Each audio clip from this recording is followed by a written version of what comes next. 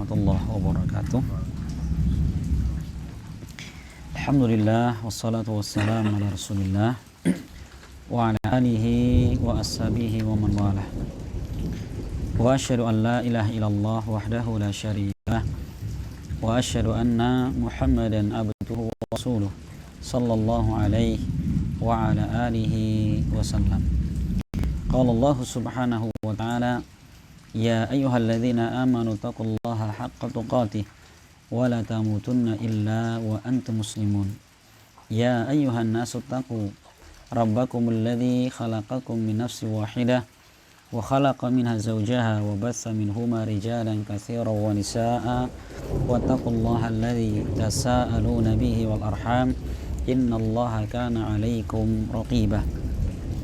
Ya ayyuhalladzina amanu taqullaha wa qulu qawlan sadida yuslih lakum a'malakum wa yaghfir lakum dhunubakum wa may yuti'illaha wa rasulahu faqad faza fawzan 'azima. Amma ba'd.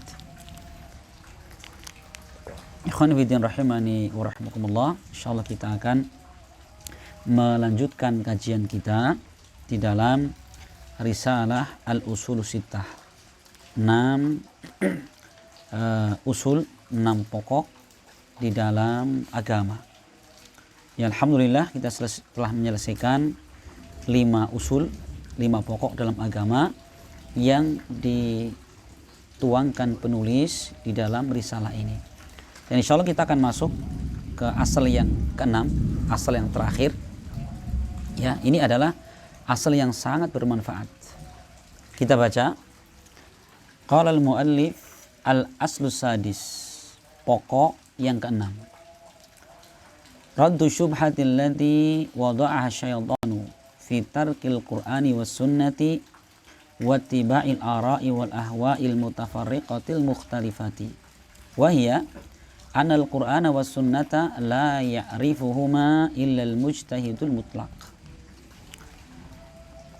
Pokok yang ke-6 yaitu raddu syubhat, membantah syubhat yang diletakkan oleh syaitan untuk meninggalkan Al-Quran dan Sunnah.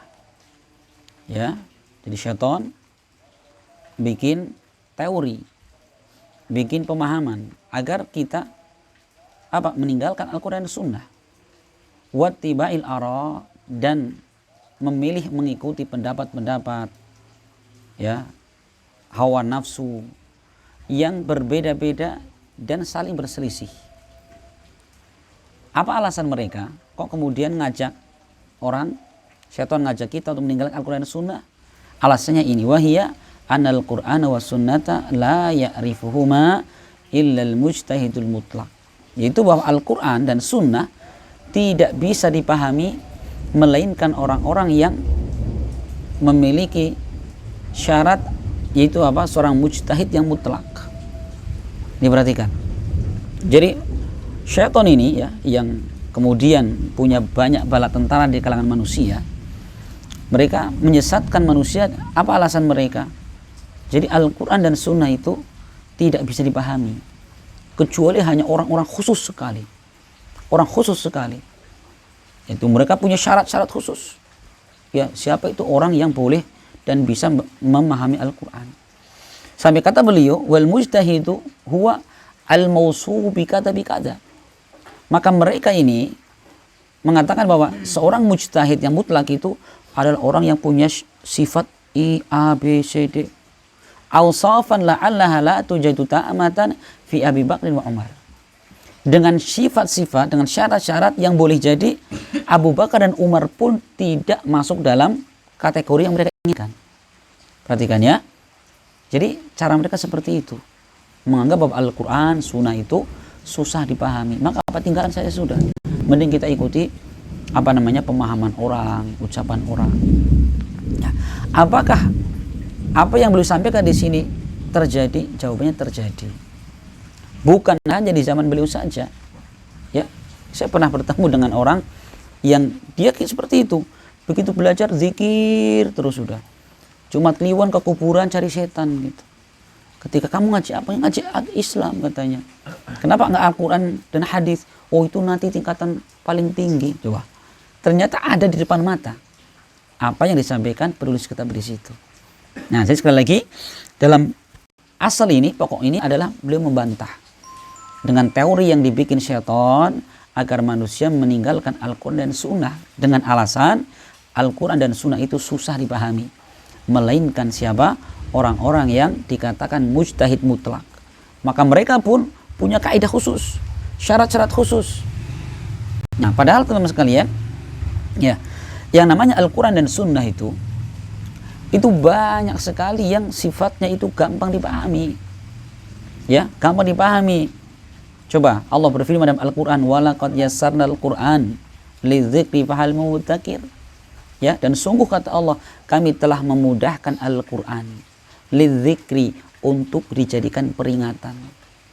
Gitu ya. Fahal mudzakir, adakah orang yang mau ngambil pelajaran, ngambil peringatan? Coba, apa kata Allah? Walaqad yassarnal Qur'an, kami telah mudahkan Al-Quran.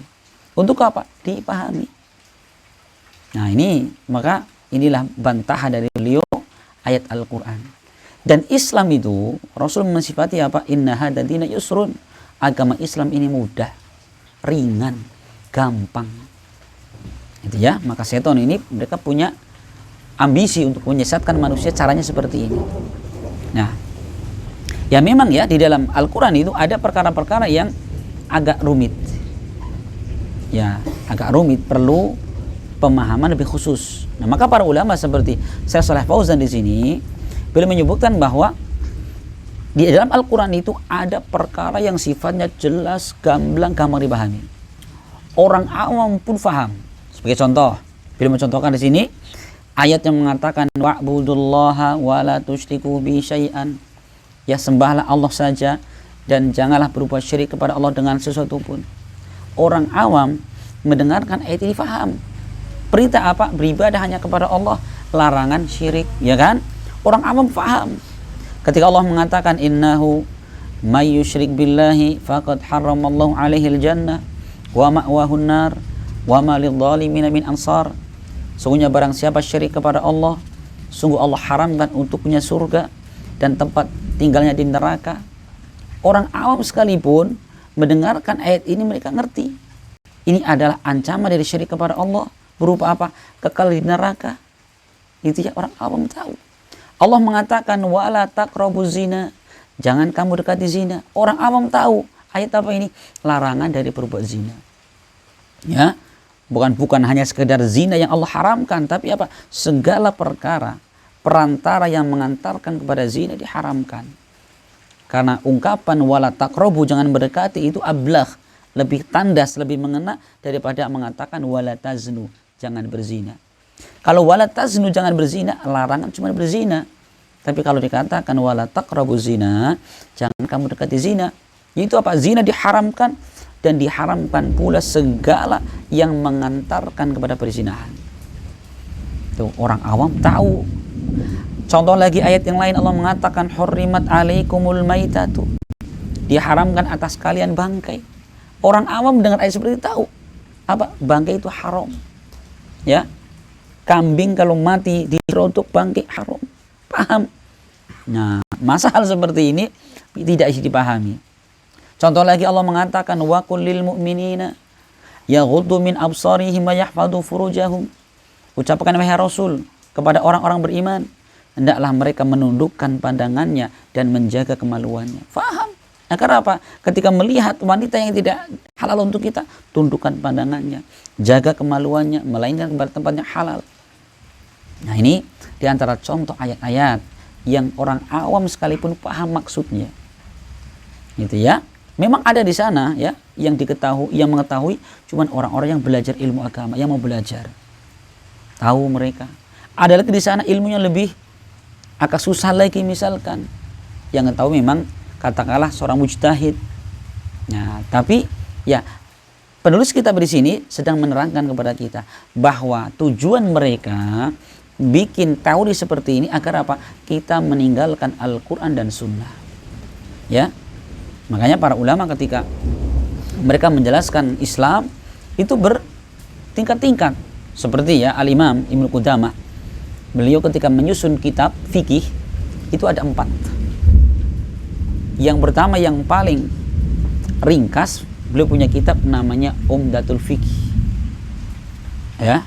Jadi ringkasan fikih mazhab Hambali. Di situ beliau hanya menyebutkan satu ucapan, satu pendapat para ulama dari mazhab Hambali. Insyaallah. Jadi beliau hanya menyebutkan mana pendapat yang paling kuat. Satu. Nah, kitab yang kedua, beliau punya kitab namanya Al-Muqni. Sama bahas fikih. Cuma di situ beliau sudah menyebutkan dua pendapat ulama yang dalam satu mazhab. Tuh. Beliau kitab ketiga Al-Kafi namanya. Beliau di situ menyebutkan beberapa pendapat para ulama tapi lingkupnya satu mazhab. Yang berikutnya yang keempat al-fikih muqaranah, perbandingan mazhab. Di situ beliau menyebutkan pendapat dari kalangan Hambali, kemudian bandingkan dengan pendapat ulama dari luar mazhab Hambali. Tuh. Dalam rangka apa itu? Dalam rangka para ulama memudahkan. Untuk apa? Agar kita sebagai seorang penuntut ilmu itu gampang memahami fikih dalam Islam. Ya, makanya orang baru belajar fikih, ya langsung buka kitab Al-Misalkan Imam Syafi'i, mumet. Kenapa? Dalam kitab Syafi'i itu beliau sedang membantah, ya, dalam bab fikih yang menurut beliau kuat, kemudian beliau sedang membantah orang-orang yang menyelisih pendapat beliau. Nah, makanya kalau begitu belajar fikih langsung mumet. Nah, gitu ya. Nah, ini. Jadi mungkin kesimpulan mereka kenapa seperti itu? Karena salah belajar mereka. Akhirnya bikin kesimpulan bahwa Al-Quran dan Sunnah itu susah dipahami. Padahal luar biasa. Sudah kita bahasakan ayatnya. Allah mengatakan, وَلَقَدْ يَسَّرْنَا الْقُرْآنَ لِلذِّكْرِ فَهَلْ مِن مُدَّكِرٍ. Sungguh kami telah menjadikan Al-Quran itu mudah dipahami. Ya, untuk dijadikan peringatan. Apakah ada orang yang mau mengambil peringatan? Ya, ini ya, jadi luar biasa. Padahal kita tahu ya, Al-Quran dan Sunnah itu adalah perkara yang paling tinggi di dalam kehidupan seorang muslim. Jadi Al-Quran dan Sunnah itu adalah apa? Perkara yang wajib kita pegang. Coba ya, sampai Al-Imam Ahmad bin Hanbal beliau menyebutkan di dalam Al-Quran, terdapat 33 tempat ayat yang memerintahkan kita untuk apa? Berpegang teguh dengan sunnah Nabi. Dalam Al-Quran ada 33 tempat diulang-ulang oleh Allah Subhanahu wa taala. Ini menunjukkan bahwa berpegang teguh dengan sunnah bukan perkara yang remeh. Di dalam surat Al-Imran ayat 103 diantaranya, saya akan menyebutkan di sini ayat-ayat dan hadis yang menunjukkan tentang wajibnya kita untuk apa? Berpegang teguh dengan Al-Quran dan Sunnah. Ali Imran ayat 103. Allah berfirman, wa'tasimu bihablillahi jami'an wa la tafarraqu. Dan berpegang teguhlah kalian dengan tali agama Allah. Apa di situ? Al-Quran dan Sunnah. Secara keseluruhan wa la tafarraqu, dan janganlah kalian bercerai-berai. Jangan bercerai-berai, sudah. Ini tali Allah adalah Islam, Al-Quran dan Sunnah. Ayat yang pertama. Ayat yang kedua, Allah berfirman di dalam surat Al-A'raf ayat ketiga. Allah mengatakan, ittabi'u ma unzila ilaikum min rabbikum wa la tattabi'u min dunihi awliya. Ikuti oleh kalian ma unzila ilaikum, sesuatu yang telah diturunkan kepada kalian di Rabb kalian. Allah turunkan kepada Rasul apa itu? Al-Quran dan Sunnah. Wa la tattabi'u min duni awliya, dan janganlah kalian mengikuti selain darinya sebagai pimpinan wali yang dicintai. Coba Allah perintahkan apa? Agar kita mengikuti apa yang Allah turunkan kepada kita, Al-Quran dan Sunnah. Ya, dalam ayat yang lain surat Al-Hasyr ayat ke-7, ayat ke-7 Allah mengatakan, wa ma atakumur rasul fakhudhuh wa ma nahakum anhu fantahu. Apapun yang Rasul datang kepada kalian, ambillah. Jika itu akidah, yakinilah. Jika itu adalah perintah berbuat, perbuatlah. Jika itu adalah larangan, tinggalkanlah. Jika itu adalah suatu agar kita mengucapkan, ucapkanlah. Wa ma atakumur rasul fakhudhuh, kata Allah. Apapun yang Rasul datang kepada kalian, ambillah. Wa ma nahakum anhu fantahu, dan apapun yang Rasul larang kepada kalian, tinggalkanlah. Coba, ini ayat yang ketiga. Perintah Allah agar kita apa? Mengikuti Al-Quran dan Sunnah. Yang keempat, tentang ancaman Allah bagi orang-orang yang menyelisihi Al-Quran dan Sunnah. Allah berfirman di dalam surat An-Nur ayat 63. Allah mengatakan, "Falyahdharil ladzina yukhalifuna an amrih an tusibahum fitnah aw yusibahum adzabun alim."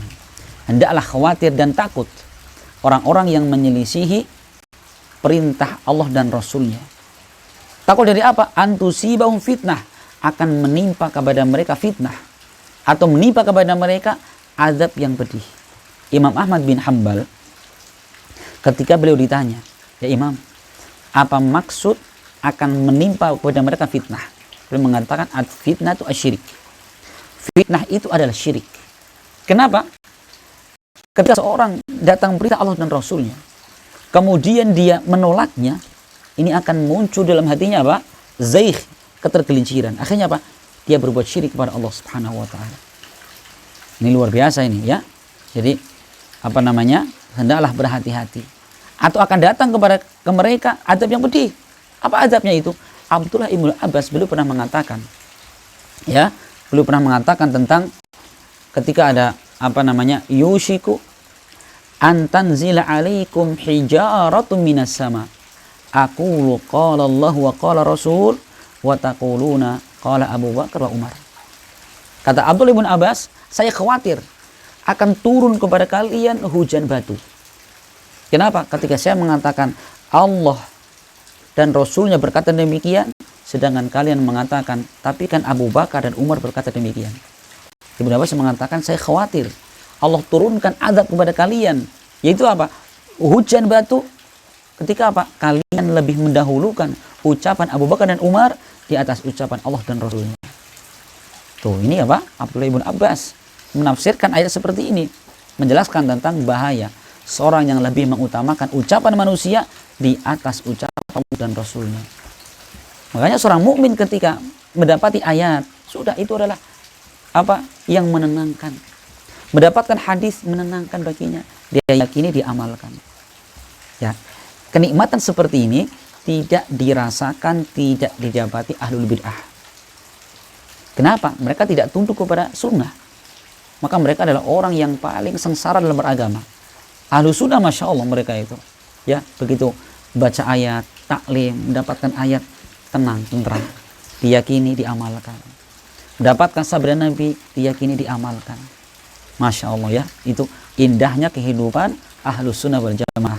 Itu orang-orang yang mereka tunduk kepada perintah Allah dan Rasulnya. Ini ayat keempat tentang peringatan orang yang menyelisihi ucapan Allah dan Rasulnya, mengutamakan ucapan manusia di atas ucapan Allah dan Rasulnya.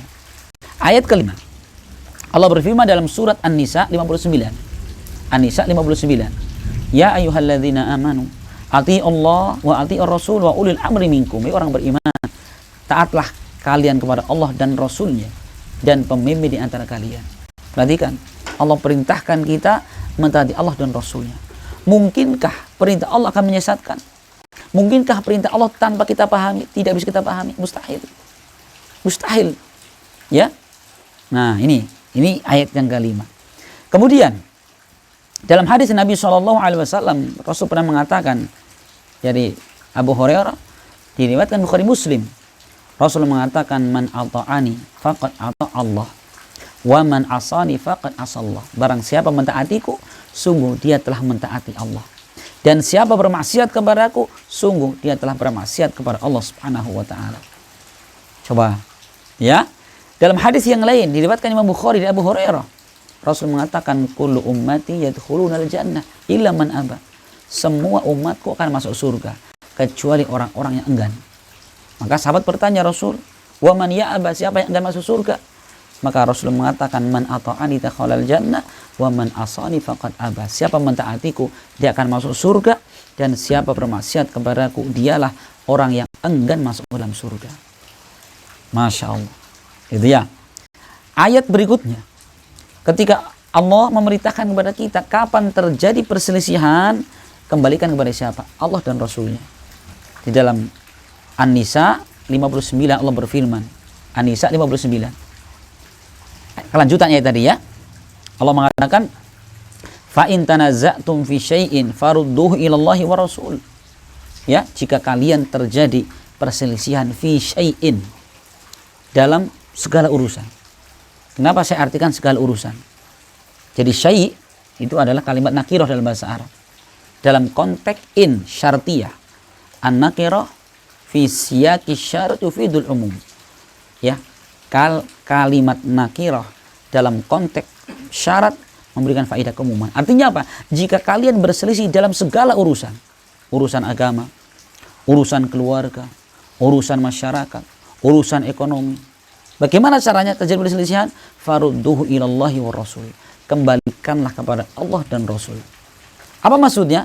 Imam Mujahid mengatakan ai ila kitabillahi wa sunnati rasulih. Kembalikan kepada Allah, kitab Allah dan kepada sunnah Rasulnya. Coba, ini menguatkan lagi bahwa pegang teguh dan Quran dan sunnah itu kewajiban. Ada di jalan keselamatan. Ya, tidak ada jalan keselamatan selain berpegang teguh dengan kedua perkara itu. Dan Rasul menjamin Bapak sekalian dalam hadis riwayat Imam Baihaqi dari Ibnu Abbas, Rasul mengatakan, "Ya ayyuhan nas, inni qad taraktu fikum ma ini tasamtum bihi falan tadillu abadan. Kitaballahi wa sunnata nabiyhi." Rasul ketika khutbah di Haji Wada beliau mengatakan, "Wahai sekalian manusia, sungguh aku tinggalkan di tengah-tengah kalian suatu perkara yang jika kalian berpegang teguh dengannya tidak akan pernah tersesat selama-lamanya." Apa itu? Kitab Allah Al-Quran dan sunnah nabinya. Tuh, itu semua adalah dalil-dalil yang menjelaskan kepada kita tentang wajibnya kita berpegang teguh Al-Quran dan sunnah. Ditambah lagi, ya, Allah menampakkan orang-orang yang menyelisihi sunnah Nabi itu mendapatkan azab yang disegerakan. Ini ngeri lagi. Ini tidak sembarang ini, ya. Suatu ketika dalam hadis diriwayatkan Imam Muslim dari sahabat Salamah bin Aqwa, beliau bercerita suatu ketika, ya, di samping Nabi ada seorang lelaki makan sampai menggunakan tangan kiri. Ya, tangan kiri seperti itu. Rasul mengatakannya, fulan makan pakai tangan kanan. Orangnya mengatakan, ya Rasul, saya tidak bisa. Orang ini sebenarnya bisa, cuma apa? Ungkapan itu adalah untuk membantah ucapan Nabi. Apa kata Nabi? Mas ta'ata, kamu tidak akan mampu. Seketika itu orang tersebut tangannya lumpuh, tidak bisa mengangkat walaupun ke mulutnya sendiri. Seketika langsung Allah apa? Datangkan musibah. Allah datangkan azab. Ketika apa? Dia menentang sunnah Nabi SAW. Dalam perang Tabuk, ngeri juga itu. Rasul mengatakan, wahai kaum muslimin, di malam ini akan keluar angin yang sangat kencang. Maka siapa di antara kalian yang punya tunggangan, hewan tunggangan, hendaklah dia ikat kuat-kuat. Dan jangan seorang pun di antara kalian keluar dari tenda-tenda kalian. Nah, maka kaum muslimin semua nurut dengan ucapan Nabi, kecuali dua orang. Dia mungkin kerah, ya, di tenda, di barak, bersilir keluar. Itu Tabuk.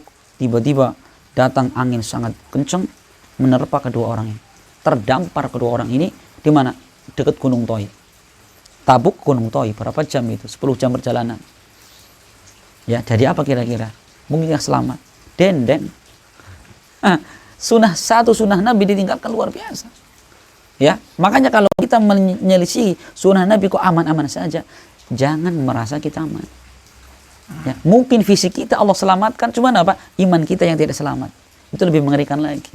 Atau bahkan mungkin adabnya Allah akhirat di hari kiamat kelak. Nah ini, jadi perkara sunnah Nabi itu bukan perkara ringan. Ini yang kedua. Contoh yang ketiga, Nabi SAW pernah, ya, memerintahkan, mengutus sahabat untuk apa? Mendatangi salah seorang pendeta Nasara. Isinya apa? Ngajak masuk Islam. Datang ke sana, ya, ini saya dapat surat dari Nabi. Apa isinya? Intinya ngajak masuk Islam. Kata pendeta, memang Tuhanmu dibikin dari apa? Dari emas kah atau dari perak? Gitu ya. Pulang, utusan ini pulang. Rasul nanya, gimana tanggapannya? Rasul malah ngejek orangnya, nanya, Tuhan kita ini Allah bikin dari apa? Emas atau perak? Datang lagi kedua kalinya. Jawabannya sama. Ya. Akhirnya apa? Ketiga kalinya Rasul datangi lagi orang tersebut. Jawabannya sama. Tuhanmu dibikin dari apa? Ngajak-ngajak. Akhirnya apa? Rasul berdoa kepada Allah Subhanahu wa taala, kemudian datangkan petir. Orang tersebut kemudian terkena petir dan mati seketika, hancur tubuhnya. Coba sunnah Nabi SAW ketika dilanggar luar biasa. Ya, luar biasa. Ada lagi ya, saya nukilkan dalam kitab Ta'dimus Sunnah di sana. Itu banyak sekali kisah-kisah bagaimana orang yang mereka menjadi sunnah Nabi SAW. Ada contoh lagi seperti ini. Rasul mengatakan, ya dalam hadisnya, "Idza staiqadha ahadukum min naumihi falay yudkhil yadahu fil ina hatta yaghsilahu thalatha marrat," kata Rasul. Jika kalian terbangun dari tidur, janganlah memasukkan air ke bejana, ke ember, ke gayung, ke bak, jangan, kata Rasul, sampai engkau mencuci sebanyak 3 kali. Kenapa? Fa innahu la yadri aina ba'adat yadah. Karena dia tidak tahu semalam di mana tangannya tidur. Ada seorang nyeletuk, saya tahu kok, tadi malam tangan saya di kamar. Apa yang terjadi?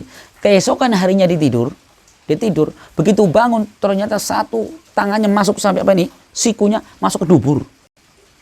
Coba besok harinya tidak lama-lama itu dubur, ini mau gimana caranya? Ya, luar biasa. Ya, ini jadi tangan segini masuk dubur. Ini gimana masuknya, gimana keluarnya? Ya, ini sampai ke ulu hati ya, masuk ke sana. Astagfirullah, satu sunnah Nabi SAW dilecehkan seperti itu. Contoh lagi, ya, ketika disebutkan tentang syariat bersiwak. Syariat bersiwak disebutkan adalah, saya lupa kitab apa itu. Nah, ada ketika ada syekh menjelaskan tentang keutamaan siwak, ya, bla bla bla sebutin. Ada orang mengatakan, kalau saya mah nggak mau bersiwak kecuali untuk apa? Bersihin pantat saya. Ngajak sunnah Nabi. Apa yang terjadi? Si orang tadi itu, dia kemudian sakit perut 3 hari 3 malam. Sakit yang luar biasa, dia menjerit-jerit kemana-mana. Ya, di hari yang berikutnya itu, orang ini melahirkan. Ya, apa yang terlahirkan? Itu binatang yang kepalanya seperti tikus, badannya seperti ikan. Kemudian menjerit binatang itu. Menjerit. Kemudian ada salah seorang tabi'in melihat hewan itu pas menjeritnya itu. Setelah itu dipukul mati. Kemudian apa? Setelah itu matilah orang tersebut. Coba kita bayangkan yang ngerinya tuh. Kisah-kisah zaman dahulu. Ya, orang-orang yang mereka menentang sunnah Nabi SAW. Contoh lagi. Ya, ketika ada salah seorang sedang bertanya kepada salah seorang syekh, seorang guru di masjid. Syekh, bagaimana tentang hukum musarrah? Musarrah itu adalah menjual susu tapi yang masih ditetek hewan. Maka sang syekh ini kemudian menukilkan hadis dari Abu Hurairah. Rasul bersabda, Abu Hurairah berkata, Rasul bersabda. Kata penanya mengatakan, ya syekh, bukankah Abu Hurairah ini tidak bisa kita terima hadisnya? Apa yang terjadi? Tiba-tiba dari pelapor masjid turun ular yang sangat besar. Orang pun berlarian. Ternyata ular ini selalu ngejar satu orang itu tadi, yang melecehkan Abu Hurairah tadi. Dikejar itu. Orang mengatakan, ya fulan tub, ya fulan tub, ya fulan bertobat kepada Allah Subhanahu wa taala, lari itu. Begitu orang mengatakan, saya bertobat kepada Allah, tiba-tiba ularnya hilang, nggak tahu kemana. Seketika Allah Allah tampakkan bagaimana akibat perbuatan orang tersebut. Contoh lagi biar lengkap lagi. Ketika seorang diingatkan, Rasul mengatakan bahwa ketika seorang di masjid kemudian dikumandangkan azan, jangan sekali-kali keluar dari masjid kecuali ada udzur masuk lagi. Ada seorang diingatkan, ya fulan, ini sudah dikumandangkan azan. Rasul mengingatkan kalau sudah ada azan di masjid jangan keluar dari masjid kecuali orang yang punya udzur masuk lagi. Saya ada urusan. Dia ambil ontanya keluar. Tidak lama kemudian ada berita ontanya jatuh, patah pahanya. Masya Allah, itu ada dalam kitab Ta'dimus Sunnah itu. Banyak sekali kisah-kisah ya, bagaimana kesudahan orang-orang yang mereka menentang Allah dan Rasulnya. Luar biasa. Ya, ini semua adalah menggambarkan kepada kita bahwa wajib ya bagi kita berpegang teguh dengan Al-Quran dan Sunnah. Ya, maka ini pembahasan ini adalah bantahan kepada orang-orang yang menganggap bahwa kita tinggalkan Al-Quran dan Sunnah. Kenapa alasannya? Al-Quran dan Sunnah susah dipahami.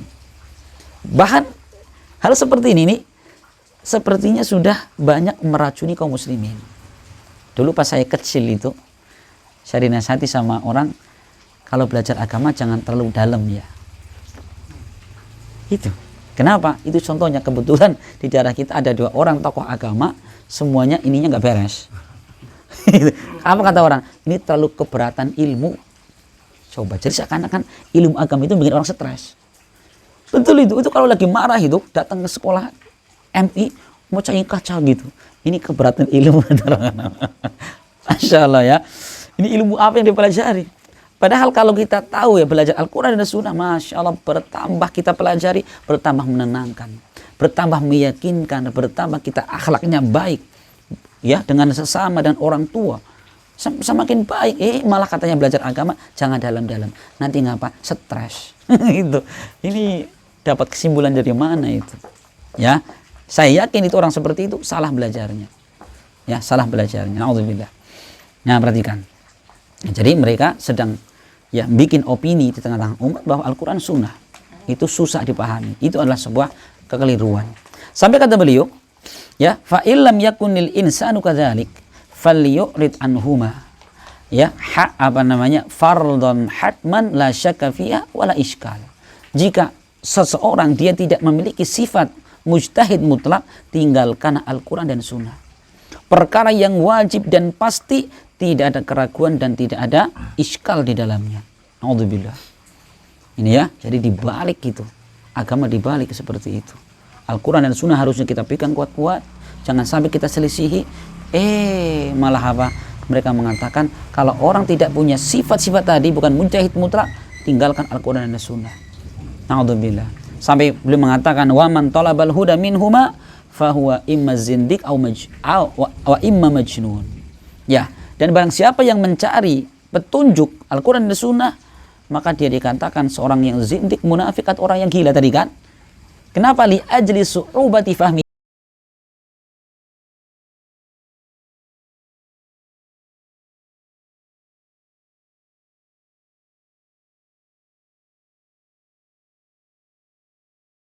Bisa memahami. Nah, kenapa kok terjadi? Saya gambarkan tadi, ada orang belajar agama mondok, pulang-pulang stres. Oh ya, iya, stresnya bukan karena memahami Al-Quran dan Sunnah, karena mereka melakukan perkara yang baru. Coba saja lihat, saya berkali-kali ngelihat ada orang habis sholat salam, itu bukan assalamualaikum tapi tangannya gini nih, kayak orang lagi nyembah gitu. Nah, itu kenapa ternyata? Oh, dia ikut tarekat. Jadi dalam sehari harus membaca sholawat sekian juta kali. Dia kayak gini sampai. Salah apa tidak? Salah cara mempelajarinya. Tapi kalau kita ambil Quran dan Sunnah, Masya Allah, sangat menenangkan ya bagi hati seorang hamba. Maka kata beliau, fasubhanallah bihamdi, maha suci Allah ya dengan pujiannya.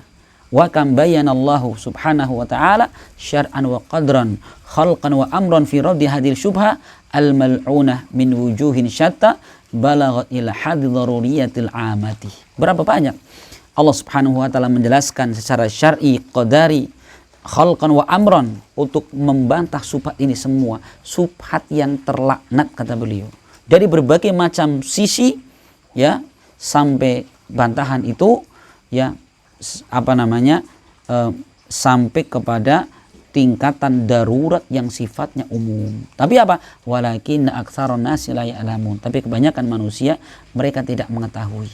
Kemudian beliau mengatakan laqad haqqal qawlu ala aktsarihim fahum la yu'minun. Sungguh telah tetap ya azab dari Allah Subhanahu wa taala atas kebanyakan mereka, sedangkan mereka tidak beriman.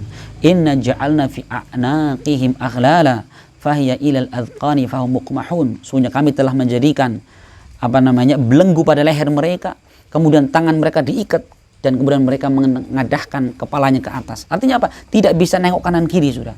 Allah sesatkan sudah mereka. Wa ja'alna min baini aydihim sadda wa min khalfihim sadda. Dan kami telah menjadikan ya di depan dan di belakang mereka adanya dinding tembok. Fa akhshaynahum fahum la yubsirun. Dan kami tutup mata hati mereka sehingga mereka tidak bisa melihat petunjuk. Wasawa'un 'alaihim a'andzartahum am lam tunzirum la yu'minun. Sama halnya, apakah engkau berikan peringatan mereka atau tidak akan beriman mereka. Innama tunziru man ittaba'a dzikra wa khasyar rahmana bil ghaib. Hanyalah engkau memberikan peringatan orang-orang yang ittaba'a dzikra, mengikuti peringatan tadi. Perhatikan. Ya, peringatan itu akan bermanfaat untuk siapa? Orang yang mengikuti Al-Quran. Adapun orang yang saya sebutkan tadi, Allah sebutkan di situ, enggak akan itu. Ya, ketika Al-Quran Sunnah bukan dijadikan pegangan hidupnya, dinasehati, diperingati, tidak akan berubah mereka. Perhatikan kata Allah ya, innama tundiru, hanyalah engkau memberikan peringatan manittaba'a dzikra, kepada orang-orang yang mereka mengikuti zikr Al-Quran, wa khasyya rahmana bil ghaib, dan takut kepada Allah yang tidak nampak bagi mereka. Fabashirhu bimaghfirati wa ajrin karim, maka berilah kabar gembira kepadanya dengan ampunan dan pahala ganjaran yang sangat mulia.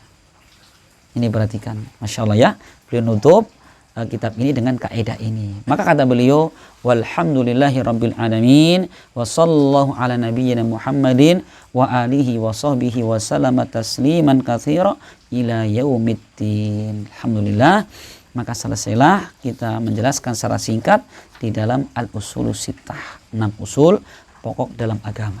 Insyaallah pertemuan yang akan datang kita berpindah risalah berikutnya. Ya, insyaallah kita akan ngambil sittatu mawadi' minas sirah. Ya, 6 tempat ya di dalam sirah perjalanan hidup Nabi yang berkaitan tentang masalah apa? Tentang masalah tauhid. Insyaallah kita akan runtut sajalah. Ya, 6 mawadi' dalam sirah perjalanan hidup Nabi ya, yang itu berkaitan tentang masalah tauhid. Penulis kitab ini sedang gecek kepada kita semua pelajaran tauhid ya. Dari apa yang kita mempelajari tentang sirah Nabi itu bisa diambil di antaranya ada 6 tentang apa? pelajaran-pelajaran tentang masalah tauhid. Insyaallah ya. Kita lanjutkan di waktu yang lain. Dengan demikian selesailah kita membahas di dalam usulus sittah. Ini adalah kitab nomor 3 ya. Pertama usulus salasa, kitab tauhid, qaidatul arba, usulus sittah. 4 berarti ini. Insyaallah kita akan masuk risalah yang kelima. Ya. Kitab masalah tauhid banyak sekali. Kayaknya kita targetkan nanti 30 kitab di sini. Biar kita tambah mantap gitu ya, Masya Allah. Untuk fikih kita cari tempat yang lain, untuk masalah yang lain tempat yang lain. Untuk majlis kita ini insya Allah kita fokuskan apa namanya masalah tauhid dan masalah bagaimana ibadah kepada Allah Subhanahu wa taala. Ya, subhanakallahumma bihamdik asyhadu an la ilaha illa anta astaghfiruka wa atubu ilaik.